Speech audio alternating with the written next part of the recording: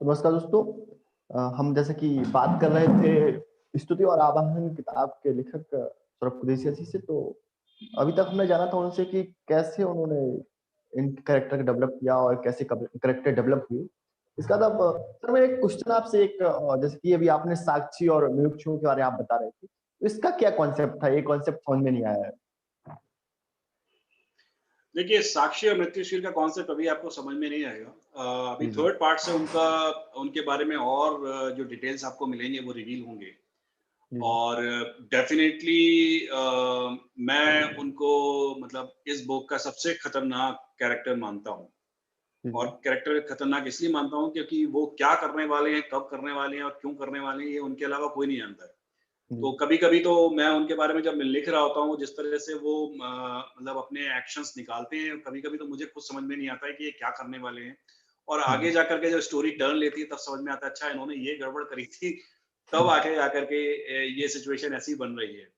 तो अभी third parts onward आपको मतलब उनके बारे में और खुलासे होंगे।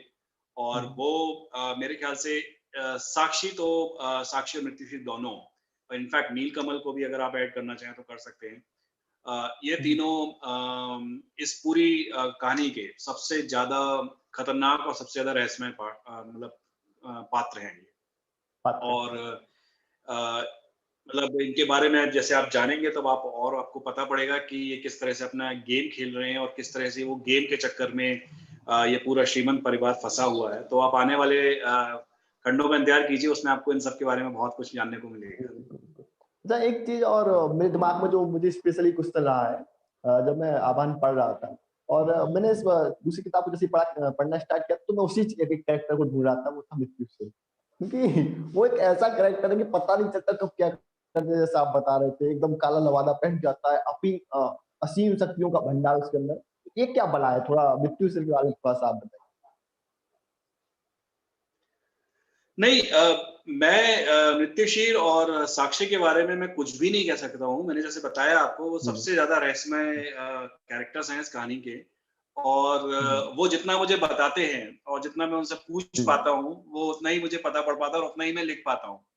और जी मतलब जैसे आप मतलब मेरा मेरा पाठकों को सुझाव ये है कि आप आगे के खंडों को जब पढ़ेंगे, तो एक बार जी पिछले वाले खंडों में उनके जो डायलॉग हैं, उसको एक बार ज़रूर पढ़ लीजिए। क्योंकि वो जी डायलॉग में जो छोटे-छोटे डायलॉग्स उन्होंने कहे हैं कि भई ऐसा होने वाला है या उनका समय आने वाला है, वो आपको आगे जी जाके खंडों में समझ में आएँगे कि उसका अर्थ क्या निकल रहा था, उसका कितना गहरा था। क्योंकि वो अपने एक पूरी योजना के साथ चल रहे हैं, उनका एक कुछ अपना अपना ही दिमाग चल रहा है कि क्या करना है, क्या नहीं करना है, और उसके बारे में कोई कुछ नहीं जानता है। मतलब मेरे को भी नहीं मतलब पता क्योंकि कि वो कहीं क्या करने वाले हैं और उनकी कब क्या कहीं करेंगे। मतलब उनकी कहीं एक हर एक बात एक गूढ़ रहस्य है। आपकी उनकी कहीं आवाज़ हर एक थोड़ी-सी बात कट रही है अमोल जी। मतलब कि जो मृत्यु से और आप म्यूट पे चले गए अनमोल जी। जिस तरीके से हम देख सकते हैं अगर तो। Hello hello hello. हाँ, आपकी आवाज़ नहीं आ रही मेरे को अनमोल जी। सुन पा रहे हो आप मुझे? सुन पा रहे हैं आप सुन मुझे? पा रहे हैं आप मुझे? Hello, hello. सुन पा रहे हैं आप सुन हाँ, पा मुझे? रहे अभी हैं आप मुझे? क्लियर है, बोलिए। तो तो जैसे कि हम जैसा कि हम इसके अन्य चीजों की बात करें, तो एक आपने एक चीज एक कॉन्सेप्ट आपने देखा, मैंने गीता के बारे में आपने लिखा है।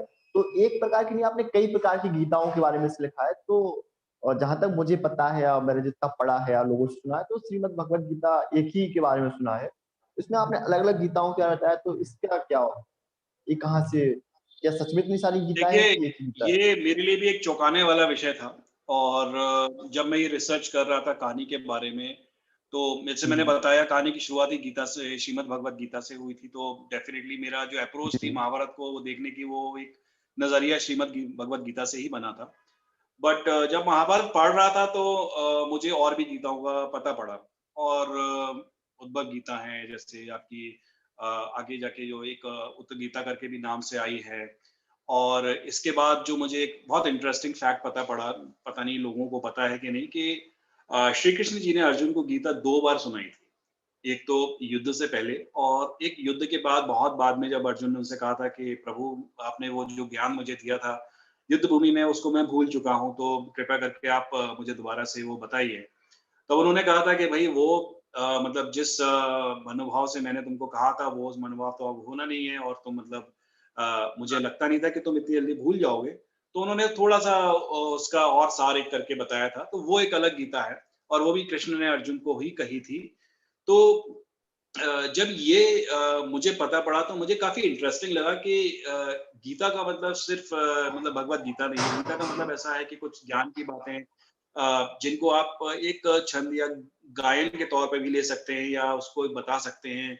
उद्भव गीता में जैसे उन्होंने अपना ज्ञान दिया। एक शिव गीता करके भी पढ़ी थी मैंने, पता नहीं, लेकिन उसका मुझे ज़्यादा रेफ़रेंस नहीं मिल पाया कहीं पर। तो जब फिर मैंने और ग्रंथ खोदने शुरू करे तो वहाँ पर किसी में ये गीता, किसी में वो गीता। तो ये एक इंटरेस्टिंग फैक्ट था, और ये मुझे कहानी को मजबूती देने में आया कि भई जब इतनी सारी गीताएँ थी आपकी ऑलरेडी, महाभारत अपने आप में, मतलब महाभारत के अंदर गीता मतलब गीता है। इतनी बड़ी हो गई कि वो महाभारत से बड़ी हो गई। मतलब आप महाभारत अलग रख दीजिए, गीता रख दीजिए। फिर उसमें भी गीता को सारे ग्रंथों का सार बोल रहा हूँ। तो अब मतलब जी। महाभारत से निकली गीता सारे ग्रंथों से बड़ी। तो ये एक मुझे एक ऐसा फैक्ट लगा कि मैंने कि ये मतलब क्यों हो रहा है, किस वजह से हो रहा है। तो जो आप माया चैप्टर पढ़ेंगे कि भाई वो बहुत सी चीजें ऐसी थी कृष्ण जी की जिन्होंने इसको अद्भुत बना दिया था। छोटी सी घटना, आप कहाँ एक छोटी सी घटना ही कह सकते हैं कि भाई ठीक है, युद्ध हो रहा है, किसी ने किसी को कुछ समझाया, खत्म हो गया। बट वो जब चीज गीता के रूप में या कृष्ण जी के रूप में, कृष्ण जी के मुंह से निकली, तो वो एक छोटी सी बात, मतलब जो ज्ञान सार जो उन्होंने अर्जुन को दिया है, वो इतनी बड़ी बात हो गई, इतनी गहराई से बात बोली गई कि उसका एक अलग ही अर्थ निकल आया। और उसमें भी आज की डेट, मतलब इतने इतने युगों मतलब इतने समय के बाद भी उसमें हम अर्थ ढूंढ रहे हैं, जीवन के अर्थ ढूंढ रहे हैं, मैनेजमेंट के अर्थ ढूंढ रहे हैं इतने। तो मुझे मैं एक तरह से मैं कहना चाहूंगा कि मैं बिल्कुल, मुझे आश्चर्य हुआ कि ये चीजें अभी तक किसी को पता क्यों नहीं है, या पता नहीं है तो लोगों को इतना मतलब इस बारे में डिस्कशंस क्यों नहीं हुए। और फिर ये एक मतलब मैं मानूंगा कि फिर मैंने वो दोबारा से महाभारत सिर्फ इन गीताओं को पढ़ने के लिए पढ़ी कि भाई इस गीता में क्या है। और कई कई जगह आप पढ़ेंगे, अगर इन सब गीताओं को भी पढ़ेंगे, तो उनका कहने का जो तरीका है वो अलग अलग है, लेकिन जो जो मूल है उनका, जो वो ज्ञान देना चाह रहे हैं, वो सबका एक ही मूल है कि भाई आप अपना कर्म करिए, आप अपना कर्म करिए, आप अपना कर्म करिए, और कर्म के अलावा आपके पास कोई अधिकार है ही नहीं इस संसार में। जी, ये आपने बहुत ही रोचक चीजें बताई है कि गीता एक बार दोबारा सुनाई थी। अभी तक यही व्यक्तियों को अधिकतर यही पता होता था कि गीता श्री कृष्ण ने अर्जुन को एक बार ही सुनाई है, वो भी रणभूमि में। लेकिन आपने जो चीज बताई, एक नई चीज, अनोखी चीज हमारे दर्शकों को पता चली। इसके अलावा मैं एक क्वेश्चन और आपसे जानना चाहूंगा कि जब व्यक्ति जो ये युद्ध देखते हैं, चाहे वो आर्य और नगाओं के बीच का युद्ध था, तो ऐसा लगता है जैसे कि हकीकत में युद्ध हो रहा हो। तो क्या ये युद्ध हकीकत में भी हुआ था, या केवल आपकी एक काल्पनिक पूरी कल्पना है? देखिए, अभी तक मुझे ऐसा रेफरेंस तो नहीं मिला है कि इस तरह का कोई युद्ध हुआ होगा, तो आप इसको मेरी कल्पना कह सकते हैं। लेकिन जब इस तरह का युद्ध जो आपने चिरपुंज पर में, जो भी सिचुएशन आपने चिरपुंज पर पढ़ा है, वो बेसिकली पूरा का पूरा इस बात पे डिपेंड करता था कि उस टाइम पर आपकी राजनीतिक, आपकी सामाजिक और आपकी बाकी की जो धार्मिक दृष्टिकोण है, और वो बाकी के समीकरण किस तरह से बैठ रहे हैं। जातियों के बीच में नाग आर्यों के विरुद्ध में है, आर्यों के आपस में लड़ाई चल रही है। कृष्ण जी का यादवों के साथ में वो एक अलग, कौरवों के साथ में एक अलग चल रहा है, फिर इनका पांडवों के साथ में चल रहा है, फिर जरासंध का चल रहा है। तो ये पूरा पूरा पॉलिटिकल सिनेरियो आपको समझना पड़ेगा बिफोर आप किसी को भी ये कह सके कि भाई देखिए तुम गलत थे, या तुम सही थे, या तुम गलत नहीं थे। अब इधर से आपको नागों को सपोर्ट कर रहे हैं भगवान शिव के अगेंस्ट में आप श्री कृष्ण जी खड़े, वो नागों के अगेंस्ट में हैं, ठीक है। लेकिन अभी आप देखेंगे कि कृष्ण आर्यों को भी सपोर्ट कर रहे हैं। कृष्ण भगवान शिव के भी मतलब आराध्य मानते हैं उनको अपना। मतलब आप अगर कृष्ण और भगवान शिव का अगर रिलेशनशिप देखें तो आप ये कहेंगे कि पिता पुत्र का रिलेशन है, या एक ही दोनों रूप हैं। तो अभी ये भी चल रहा है, अभी उनको भी संभालना है कि भाई महादेव जी कहीं नाराज नहीं हो जाए कि भाई नागों को तुमने क्यों मारा ना। मतलब तक्षक को तो वो बहुत ज्यादा प्यार करते थे, मतलब कि भाई ठीक है तुम्हें अभयदान दिया हुआ है। इधर आपकी तरफ गरुण आ गया, गरुण आपके बिल्कुल नागों के अगेंस्ट में, लेकिन वो फिर भी को अभयदान दिया हुआ है कि भाई ठीक है तुम नागों को तब तक नहीं मारो, या जो भी एक पॉलिटिकल क्यों दिया है, कैसे दिया है, ऐसा तो नहीं कि भाई उन्होंने कहा कि भाई ठीक है तुम कल से ऐसा नहीं करोगे, तो नहीं, ऐसा नहीं, वो एक सिचुएशन बनी हुई है, ऑलरेडी बनी हुई है, उसको फिर कैसे मैनिपुलेट करना है, उसको कैसे प्ले करना है, ये सारी की सारी चीजें आपको तभी समझ में आएंगी और इसको आप तभी कैरेक्टर्स में डाल पाएंगे या उनको कैरेक्टर्स ऑन सिचुएशन में तभी हैंडल करा पाएंगे ढंग से, जब आप पूरा पूरा पृष्ठभूमि को एक एक पूरी सिनेरियो को समझ के चले। ऐसा नहीं कि आप केवल यादवों के बारे में जान लें तो आपका कहानी पूरी हो जाएगी, या केवल तक्षक के बारे में आप जान लें, या केवल नागों के बारे में जान लें, या केवल गरुड़ के और नागों के बीच में क्यों इतना बड़ा जो दुश्मनी थी वो क्यों थी, उसके बारे में जान लें। तो ये सारी चीजें आपको जोड़नी पड़ेंगी। और अगर आप कृष्ण जी का कैरेक्टर देखें तो वो इन मामलों में बहुत अच्छे थे। उन्होंने जिस तरह से चीजें जोड़ जोड़ करके अपना, मतलब एक कोई चीज है भाई, जरासंध के साथ में वो काल यावन जो उनका पीछा करते हुए आया था, उन्होंने फिर उनको पता पड़ा अरे ठीक है इसको कैसे खत्म करना है, तो उन्होंने वो म्यूचुकंड राजा मुरली जो सो रहे थे सत्ययुग से, उनको पकड़ा, उनको एंगल लगाया। तो वो ये सारी चीजें बताती हैं कि वो कितना ज्ञान रखते थे हर चीज के बारे में, छोटी छोटी चीजों को वो किस तरह से मतलब अपने लक्ष्य की प्राप्ति में वो उपयोग करते थे। और जब तक आप इन छोटी छोटी चीजों को नहीं समझेंगे तब तक आपको बड़ी बड़ी चीजें समझ में नहीं आएंगी कि ये चीजें कैसे हो गई, क्योंकि कोई भी चीज बड़ी नहीं होती है, हर चीज छोटी छोटी चीजों से मिलकर बनती है।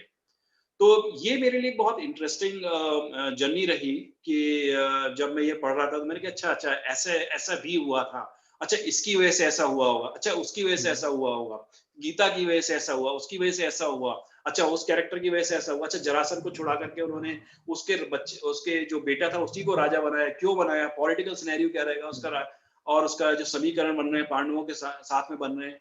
तो ये चीजें आपको समझनी पड़ेंगी, और जब आप इनकी डेप्थ में जाके ये समीकरण समझ लेंगे तो आप अपनी कहानी खुद की लिख सकते हैं। और इन कैरेक्टर्स को आप ऐसे यूज कर सकते हैं जैसे कि आप चिरपुंज पर्व में देख चुके हैं, या आप अभी आगे जाके और कैरेक्टर्स को देखेंगे तो। अच्छा, एक चीज और मेरी दिमाग में आई कि आपने एक इसमें पॉलिटिक्स सिनेरियो का बड़ा अच्छे से दिखाया है कि किस तरीके से कौन सी चीज घट रही है, कब कैसी चीज घट रही है। तो मतलब ये पॉलिटिक्स सिनेरियो आपको कहीं से रेफरेंस में मिला या आपने खुद गढ़ा है इस रेफरेंस को, इस तरीके से जो पॉलिटिक्स सिनेरियो रहा है इसका, ये पूरी राजनीति रही है इसकी, तो ये आपको कहीं रेफरेंस में, किसी पुस्तक में या किसी ग्रंथ में मिला, या फिर आपने खुद की कल्पना के हिसाब से इसको बनाया है? सॉरी आपकी आवाज थोड़ी कट गई अनमोल जी, आप किसकी बात कर रहे हैं? मैं दोबारा से क्वेश्चन रिपीट करता हूँ। जो राजनीतिक जो सिनेरियोस में बन रहा था, पॉलिटिक्स सिनेरियोस में बन रहा था, तो ये सिनेरियो आपको कहीं पर जो दिखा, आपको किसी ग्रंथ से आपने लिया है या फिर आप इसकी कल्पना खुद की है कि ऐसा करने से ऐसा हो सकता है, फिर ऐसे करने से? देखिए इसका अभी आपको अभी जो आगे वाले चैप्टर्स पढ़ेंगे उसमें आपको पता पड़ेगा कि चिरपुंज पर्व का लॉजिक क्या था, मतलब क्यों हुआ है वो। बट मैं अभी आपको सिर्फ मैं फिर से वही रिपीट कर रहा हूँ कि आप चीजों को अगर अलग अलग करके देखेंगे तो आपको चीजें बहुत कॉम्प्लिकेटेड और समझ में नहीं आएंगी, वो आपको बहुत दिक्कत देगा। आपको सिर्फ एक फैक्ट समझ में आएगा, बट उस फैक्ट से जुड़े हुए जो बाकी की चीजें हैं वो आप तभी समझ सकते हैं जब आप पूरी होलिस्टिक पिक्चर, आपके सामने विस्तृत पिक्चर अपने सामने रखें और समझने की कोशिश करें।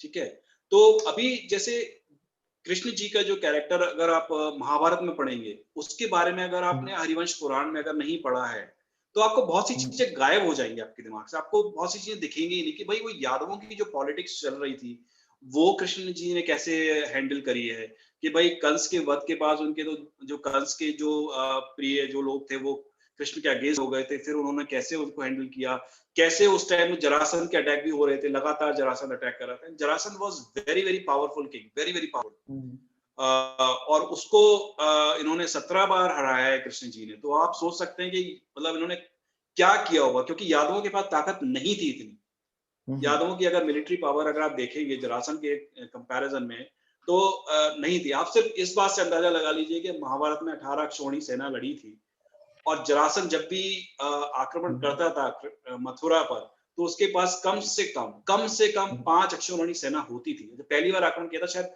15 या 16 अक्षौहिणी सेना के साथ आक्रमण किया था, इतनी तो शायद यादवों की पॉपुलेशन नहीं थी वहां पर उस टाइम। ठीक है, तो अब आप इस तरह के जो पावरफुल एनिमीज हैं उनको हैंडल करने के लिए आपको क्या करना पड़ेगा, आपको कूटनीति करनी पड़ेगी, आपको कहीं ना कहीं अपने उसको बचाने के लिए अपनी रणनीति बनानी पड़ेगी, आपको कहीं ना कहीं अपना पॉलिटिकल माइलेज बनाना पड़ेगा। और राजनीति थी उस टाइम, डेफिनेटली राजनीति थी। आप हस्तिनापुर की राजनीति देख लीजिए, यादव वंश की राजनीति देखिए, नागों की राजनीति देखिए, जरासंध की राजनीति अलग चल रही है। इसके बाद आपकी अगर ये आर्यों की राजनीति अलग चल रही है। तो ये सारी चीजें आप जब जोड़ेंगे, तब आपको समझ में आएगा कि ये कैसे हो गया। अगर आप सिंपल से कह दूं भाई ठीक है, नागों को मारना था क्योंकि वो कृष्ण जी को नाग पसंद नहीं थे, तो उन्होंने जाकर के सेना छोड़ दी, लड़ाई हुई, दनादन खूब लड़ाई हुई, गरुड़ आ गए साथ में और खत्म हो गया। ये मतलब इतना रियलिस्टिक नहीं होगा, क्योंकि वो चीजें आप जोड़ नहीं पा रहे। ठीक है, तो यहाँ डेफिनेटली मैं आपको बताना चाहूंगा कि जैसे आपने पूछा कि कैसे जोड़ा है, तो ये जो आप अगर देखेंगे कि जब वो यादवों की सेना मृत्युंजय पर्वत श्रृंखला पर जाई, और वहां से लेकर के नागों ने जब उनको अटैक किया, से लेकर के जब तक्षक ने उन पर तक्षक पर गरुड़ों ने अटैक किया नागलोक पर, वो पूरा जो सीन है लड़ाई का, वो पूरा का पूरा पॉलिटिकल सिनेरियो जो है, केवल वो लड़ाई का सीन समझने के लिए, उसको प्लॉट करने के लिए मुझे साल भर का समय लगा। और वो इसलिए लगा था क्योंकि मैं वाकई में देखना चाहता था, उससे रिलेटेड जो मेरे दिमाग में चल रहा था कि भाई राइट हैंड साइड पर आपके पर्वत होंगे, लेफ्ट हैंड साइड पर खाई होंगी, वहां पर पेड़ चाहिए कुछ, वहां पर पेड़ के बगल में फिर है ना साक्षी नदी होगी, पेड़ों पर है ना वो छोटे छोटे नाग छुपे होंगे, वहां पर वो अपने विषधारी होंगे, इसके ऊपर पेड़ों के ऊपर से उनकी जो फौजेस होंगी वो वहां पर जाके ऊपर से अटैक करेंगी। इनको अगर दो तरीके से अगर अपन प्रोटेक्ट कर दें तो किस तरह से जाएंगे। और अगर आप ध्यान दें तो आपको थोड़ा सा अगर आप ध्यान देकर पढ़ें तो आप देखेंगे कि यादवों की सेना जब नागलोक की तरफ जा रही तो एक फॉर्मेशन में थी, पर्टिकुलर फॉर्मेशन में थी। That is a military formation. वो संकरी जगहों पर जो जो आप देखेंगे कि जो घुमावदार एरियाज हैं, और वो वहां पर उस टाइम पर अगर आप किसी बहुमूल्य चीज को लेके जा रहे हैं, चाहे राजा हो चाहे खजाना हो, वो उसको प्रोटेक्ट करने के लिए पर्टिकुलर फॉर्मेशन में जाते थे ताकि उनका डिफेंस मजबूत हो सके। और आप वो फॉर्मेशन देखेंगे क्योंकि वो फॉर्मेशन बनाया गया था, और वो फॉर्मेशन बनाया है अलेक्जेंडर ने जब अटैक किया था इंडिया पर। तो चंद्रगुप्त मौर्य का जो फॉर्मेशन था उससे काफी मिलता जुलता है, कि उन्होंने किस तरह से प्रोटेक्ट किया और किस तरह से उसको लॉस नहीं जाना दिया कि सेंटर पर अटैक नहीं कर पड़े। इसके बाद और भी जो फॉर्मेशंस हैं वो मैंने बना करके देखा कि इसमें कितने सैनिक लगेंगे, कितने आपके वो लगेंगे, कितने वो लगेंगे आपके नायक लगेंगे, नायक कौन सा अटैक कब करेगा। ये पूरा का पूरा केवल यही सिनेरियो मेरे को बनाने में साल भर करीब लग गया था। तो अभी आप जैसे पाठक लोग कहते हैं कि भाई उनको काफी अच्छा लगा, ये सीन काफी रियलिस्टिक लगा, कब किसने अटैक किया, किधर से तीर जा रहा है, कैसा जा रहा है, मतलब बिल्कुल ऐसा लगता है सामने देख रहे हैं। तो वो इसलिए लगता है क्योंकि मैंने वो सिचुएशन भी देखी, मेरे पास वो फोटोग्राफ्स भी है जहाँ पर जिसको मैंने मृत्युंजय पर्वत श्रृंखला मान करके वहां पर मैंने प्लॉट किया था कि इतने लोग निकल सकते हैं कि कितने लोग निकल सकते हैं। तो ये काफी इंटरेस्टिंग एक्सरसाइज ये रही, बुक मजा भी आया, दिया भी है, फ्रस्ट्रेशन भी हुई, आपने बट बुक में एक इवेंचुअली दिया जब वो आगे, देखा तो अगर काफी देखें लग तो रहा है आगे अच्छा। आपने दिया भी है इसे, आपने इसको आगे पूरा दिया भी है कि ऐसा ये पूरा पर्वत श्रृंखला है, ये आपने उसको दिया भी है पूरा। आपकी आवाज कट रही है अनमोल जी, तो आप एक क्या पूछ बात, रहे हैं? आपने इसको पूरा दिया, आपने इसको आगे दिया भी है पूरा कि इस तरीके की तस्वीरें, पूरा सीन रहेगा वहां पर जहां पर युद्ध और वो लोग निकल रहे होंगे, पूरा आपने दिया है। तो आप आज की चर्चा हो या पिछले वाले सेशन की चर्चा हो, तो चर्चा से एक चीज हमें समझ में आ रही है कि अगर हमें इनके कई सारे जो आंसर चाहिए उनके लिए हमें अगली किताब का इंतजार करना होगा, अगले पार्ट का इंतजार करना होगा, तभी इसके कई सारे रहस्य खुलेंगे, चाहे वो मुक्तेश्वर और वो साक्षी वाला हो, चाहे वो नीलकमल वाला हो, या फिर कई सारे जो रहस्य वो मिलेंगे। एक चीज और मैं इसमें आपकी ऐड करना चाहूंगा कि आप जो बता रहे थे आप रियलिस्टिक दिखाने के लिए किए, तो रियलिस्टिक का तो इसको ऐसा प्रतीत होता है जब इस किताब को हम पढ़ते हैं या इसके युद्ध के बारे में जहाँ चर्चा चल रही थी युद्ध को पढ़ते हैं, तो ऐसा लगता है कि सामने युद्ध चल रहा हो, सामने वो वहां से मार रहे हैं, सामने गरुड़ आ रहे हैं, सामने नाग आ रहे हैं। तो ये चीजें बहुत अच्छे से आपने फ्रेम की है। मेरा आखिरी क्वेश्चन आपसे रहेगा कि इसका जो अगला पार्ट है आहुति, वो कब तक पाठकों के बीच में आप आ जाएगा, क्योंकि कई सारे सवाल जो मुझे समझ में आ रहे हैं वो अगले पार्ट से ही क्लियर हो पाएंगे, चर्चा से क्लियर नहीं हो पाएंगे। तो कब तक वो पाठकों को पढ़ने के लिए बीच में आ सकता है? देखिए third part almost final stage पर है, और हिंदू की टीम पूरी मेहनत कर रही है उसे जल्दी से जल्दी आपके पास लाने के लिए, बट अभी डेट फाइनल नहीं है, तो जब भी डेट फाइनल होगी आपको जरूर बताया जाएगा। एक आखिरी मैं आपसे चाहूंगा कि अंत में आप हमारे दर्शकों और अपने पाठकों से क्या कहना चाहेंगे? सुन पा रहे हैं आप? आपकी आवाज फिर कट गई अनमोल जी। आप अंत में हमारे दर्शकों और अपने पाठकों को क्या संदेश देना चाहेंगे, क्या कहना चाहेंगे उनसे?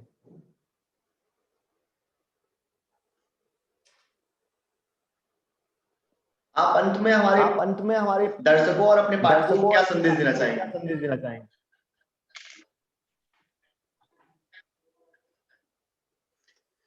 भाई पाठकों को मेरा एक ही संदेश है कि आप किसी भी कहानी पे भरोसा ना करें।